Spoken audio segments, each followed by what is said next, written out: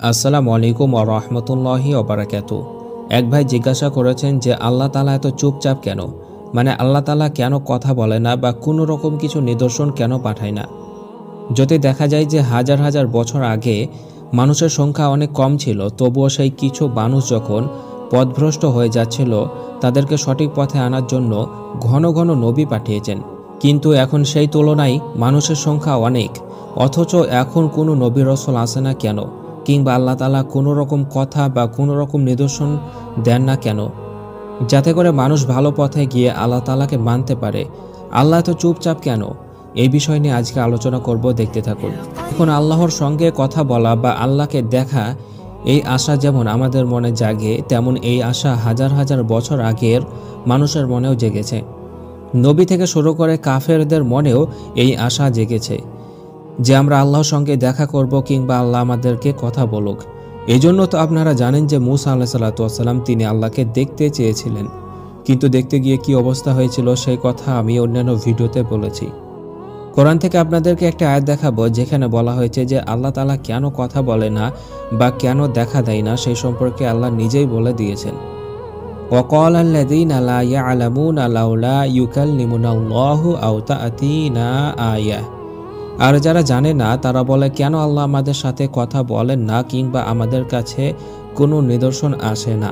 তার মানে আল্লাহ যে কত বড় মহান সে খবরও তারা জানে না, শুধু মুখেই বলে দেয় যে কেন আল্লাহ আমাদের সাথে কথা বলে না বা দেখা দেয় না, কিংবা কেন আমাদেরকে কোনো নিদর্শন দেয় না। কিন্তু আল্লাহর সাথে দেখা করা বা আল্লাহর নিদর্শন পাওয়া কি সহজ বিষয়? কখনোই নয়।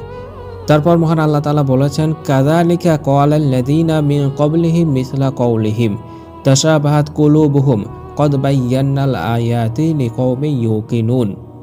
এভাবেই যারা তাদের পূর্বে ছিল তারা তাদের কথার মতো কথা বলেছে, তাদের অন্তরসমূহ একই রকম হয়ে গিয়েছে। আমি তো আয়াতসমূহ সুস্পষ্ট করে দিয়েছি এমন কওমের জন্য যারা দৃঢ় বিশ্বাস রাখে। এই অংশে মহান আল্লাহ তাআলা বলে দিয়েছেন যে এর পূর্বে যেসব মানুষগুলো ছিল তারাও একই রকম কথা বলেছে। হাজার হাজার বছর থেকে মানুষের এই কথাই ছিল যে আল্লাহ তাআলা কেন আমাদের সঙ্গে কথা বলে না। কিন্তু আল্লাহ তাআলার সঙ্গে কথা বলা বা দেখা করা এটা সহজ বিষয় নয়। আল্লাহ তাআলার সঙ্গে কথা বলার ব্যাপারে তো কোরআন এবং হাদিস থেকে জানা যায় যে আল্লাহর সঙ্গে নবীরা কথা বলেছে, কিন্তু দেখা করার ব্যাপারে কোরআন হাদিস স্পষ্টভাবে বলে দিয়েছে যে আল্লাহ তাআলাকে কেউ এই পৃথিবীতে দেখতে পাবে না। যদি আপনাদেরকে একটি উদাহরণ দিই তাহলে বুঝতে পারবেন যে আল্লাহ তাআলার সঙ্গে কথা বলা বা দেখা করা অত সহজ বিষয় নয়, অত্যন্ত কঠিন একটি বিষয়। আসলে যারা এই ধরনের প্রশ্ন করে তাদের সমস্যা হলো যে তারা কখনোই মনে করে না যে ইসলাম একটি সত্য ধর্ম, যে ধর্মটি মহান আল্লাহ তাআলার নির্বাচিত ধর্ম, এটা তারা মানেই না। অথবা তারা এটাও ভেবে পায় না যে ইসলাম আমাদেরকে এমন কি দিতে পারবে, ইসলাম মেনে কি এমন জিনিস পাবো, আর মেনে কি বা লাভ হবে। তাই তারা বলে কোরআন হাদিস আমরা দেখব না, আমরা সরাসরি আল্লাহর সাথে দেখা করব বা কথা বলবো বা কোনো অলৌকিক কিছু দেখব, তবেই মানব। তাই তাদের দাবি হচ্ছে আল্লাহ তাআলা যেন আমাদের সাথে সরাসরি কথা বলে আমাদেরকে বোঝাক, কেন আমরা ইসলাম মানতে যাব? ইসলামে এমন কি আছে যা আমাদেরকে মানতেই হবে? এইরকম প্রশ্নের সহজ কিছু উত্তর দিই তাহলে বুঝতে পারবেন। ধরুন আপনি একদিন সিদ্ধান্ত নিলেন আপনি একটা বিশেষ দামি মোবাইল কিনবেন। আপনার বন্ধুরা আপনাকে অনেক বুঝিয়েছে যে এর চেয়ে ভালো মোবাইল আর নেই। আপনি নিজে অনেক পড়াশোনা করে দেখতে পেলেন যে আসলেই এর চেয়ে ভালো মোবাইল হয় না এবং এমন সুন্দর ফোন বাজারে আর নেই। আপনি সবকিছু দেখে শুনে বুঝে পড়ে এটা বুঝতে পারলেন যে অন্যান্য কোম্পানির মোবাইলের থেকে এই কোম্পানির মোবাইল একদম আলাদা, অসাধারণ, প্রয়োজনে সব কিছুই আছে এর মধ্যে এবং অনেক সুন্দর একটি মোবাইল। তারপর এই মোবাইলটি কেনার সিদ্ধান্ত নিলেন, কিন্তু কেনার আগে আপনি দাবি করলেন সেই মোবাইল কোম্পানির মালিকের সাথে আপনি নিজে কথা বলবেন, তারপর মোবাইল কিনবেন। মোবাইলটার ব্যাপারে যে সত্য কথাগুলো শুনে বুঝে আপনি সত্য বলে মেনেও নিলেন এবং আপনি সাক্ষীও দিলেন যে মোবাইলটা আসলেই ভালো, কিন্তু আপনি ততক্ষণ পর্যন্ত কিনবেন না যতক্ষণ না আপনাকে মোবাইল কোম্পানির প্রধান মালিক এসে কথা না বলে। আপনি চান মোবাইল কোম্পানির মালিক যেন নিজে আপনাকে ফোন করে, তার ফোন কিনতে অনুরোধ করে এবং সেই মোবাইল কিনলে কি লাভ হবে তাও যেন বলে দেয়। এটা আপনি চাইছেন, কিন্তু এটা কি সম্ভব? আপনি একটা মোবাইল কিনবেন, তার জন্য কি আপনাকে মোবাইল কোম্পানির মালিক ফোন করবে, নাকি মালিক একটি ডিটেলস লিখে দিয়েছেন যেটা পরে আপনি বুঝতে পারবেন এই কোম্পানির সম্পর্কে, সেই মোবাইলের সম্পর্কে। তাছাড়া আপনাকে একটা মোবাইল বিক্রি করার জন্য মোবাইল কোম্পানির মালিক ফোন করবে, এটা কোনোভাবেই সম্ভব না। আপনি মোবাইল কিনেন আর না কিনেন তাতে মালিকের কোনো যায় আসে না। যদি সামান্য একটা মোবাইল কেনার ব্যাপারে এমন হয়, তাও আবার যার মোবাইল সেও মানুষ এবং যে কিনবে সেও মানুষ, তাতে যদি এমন উলট পালট হয়, তাহলে মহান আল্লাহ তাআলা কেন আপনাকে দেখা দিয়ে বলবে যে আমার ইবাদত করো, আমার দেওয়া বিধানকে মেনে চলো? আল্লাহ কেন বলতে যাবে? আল্লাহর বিধান মানলে আপনি কি কি সুবিধা পাবেন, না মানলে কি কি হারাবেন, সবকিছু কোরআন হাদিসে বলে দিয়েছেন। তাই আবার নতুন করে আপনাকে এসে বলার দরকার নেই যে আমার বিধান মানো। তাই এটা একটা যুক্তির বাহিরে দাবি যে আল্লাহ তাআলা আমাকে দেখা দিলেই মানব, আর না হলে মানব না।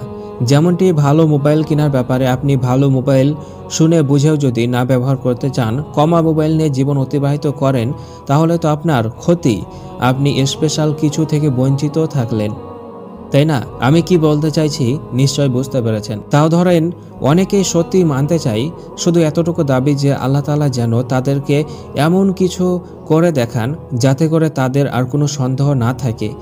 তাদের বলবো ইসলাম একটি সত্য ধর্ম। তাদের অবস্থাটা হচ্ছে অনেকটা এরকম। তাদের বোঝা উচিত ছিল একটা সত্যিকারে ভালো মোবাইল কেনার কাস্টমারের কোনো অভাব থাকে না, যদি কাস্টমার সেই মোবাইল সম্পর্কে ভালোভাবে জানে। আর মোবাইল সম্পর্কে না জানলে কিভাবে কিনবেন, তাই না? মোবাইলের নামই শুনেনি, মোবাইল কেমন তাও দেখেনি, জন্ম থেকে যেমন মোবাইল দেখে আসছে সেই মোবাইলেই তো কিনবে, তাই না? তার মানে সব ধর্ম সম্পর্কে জানুন, তারপর সত্য ধর্ম নিয়ে বেঁচে থাকুন, শান্তির সুবিধা সবকিছুই পাবেন। আবার যারা আল্লাহ তাআলার সাথে কথা বলার দাবি করে, তারা যে আসলে ইসলাম মানতে চাইছে তা নয়। তারা আগে থেকে সিদ্ধান্ত নিয়েছেন যে তারা ইসলাম মানবে না, তারা শুধু খামোখা তর্ক করবে, যেন তাদের নিজেদের বিশ্বাস এবং যুক্তিকে সঠিক বলে প্রমাণ করতে পারে। কারো যদি ইসলাম সম্পর্কে সত্যিই জানার আগ্রহ থাকে, নিজেকে পরিবর্তন করার মানসিকতা থাকে, সত্যকে মেনে নেওয়ার মতো উন্মুক্ত মন থাকে, তার জন্য কোরআন মাজিদই যথেষ্ট। আল্লাহ তাআলার সাথে কথা বলার কোনো দরকার নেই। আল্লাহ তাআলার সাথে কথা না বলে গত 1400 বছরে কোটি কোটি অমুসলিম মানুষ মুসলিম হয়েছে, শুধুমাত্র কোরআন পড়েই, মুসলমানদের সাথে থেকে, ইসলামের সুন্দর বিধান দেখে। এই কারণে সূরা আল বাকারার 118 নম্বর আয়াতে মহান আল্লাহ তাআলা বলেছেন যে যারা বিশ্বাস রাখে, যারা নিজেদেরকে পরিবর্তন করার মতো ইচ্ছা রাখে, তাদের জন্য আল্লাহ তাআলার বাণী এবং মহান আল্লাহ তাআলা তৈরি এই অসাধারণ সৃষ্টি জগতই যথেষ্ট। আল্লাহ তাআলার সাথে সরাসরি কথা বলার দাবি শুধুমাত্র বুদ্ধিহীনরাই করতে পারে। আর মজার ব্যাপার হচ্ছে কি জানেন, যারা বলে যে আল্লাহকে দেখব তারপর মানব, তাদের এই আশাটা কখনোই পূরণ হবে না। কিন্তু যদি আপনি দুনিয়াতে মুসলিম হন, ইসলাম গ্রহণ করেন এবং পাক্কা ঈমানদার হন, তাহলে কিন্তু আপনার এই আশা পূরণ হবে, মানে আল্লাহ তাআলাকে দেখতে পাবেন ওই দুনিয়ায়। তাই ফিরে আসুন, বোঝার চেষ্টা করুন। আশা রাখি বুঝতে পেরেছেন। ভিডিওটি শেয়ার করবেন, কমেন্ট করতে ভুলবেন না। আজকের মতো এই পর্যন্তই।